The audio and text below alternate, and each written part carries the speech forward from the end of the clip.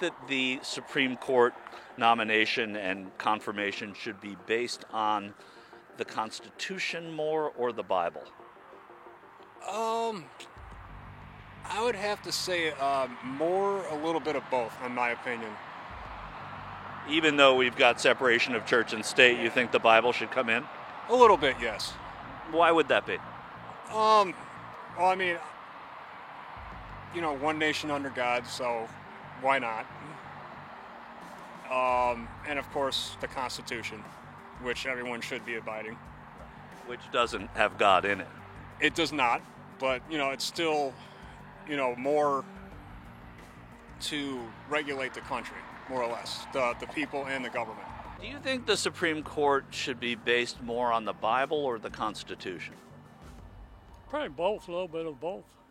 Even though there's separation of church and state, you think that the Bible should come into play even though we have separation of church and state? A little bit. How come? Why would that be? I just believe it just should be church and state. It's like what years ago when they wrote the Constitution, it included God in that, and God we trust and all that. Right, and well, that's actually not in the Constitution, but that's right. So. But still, you think it should be based on the Bible a little bit? A little bit, yeah. The fact that Amy Coney Barrett is getting so much heat for her being religious, being Catholic, being a part of certain Christian groups, it's appalling to me. And I mean, it's going to continue, but it's pretty disgusting to me. And I mean, without question, it's the Constitution, the Constitution, the Constitution.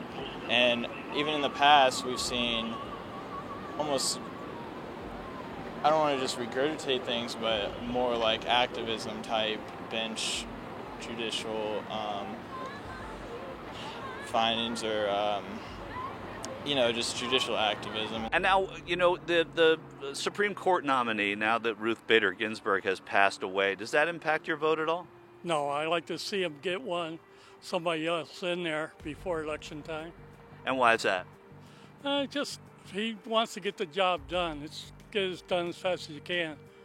Because if they wait, they're going to drag it on and on and on.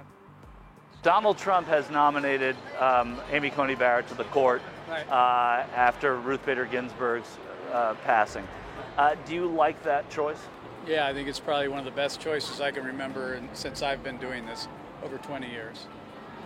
And do you think that there should be a litmus test for Supreme Court justices on the issue of pro-choice, pro-life? Yeah, it's interesting. The Democrats have always had one. Republicans have always played kind of loose with it all and never really held to finding out whether a nominee was for or against Roe. That all changed with Donald Trump. Now he has one just like they do. So I guess it's good for the goose, it's good for the gander.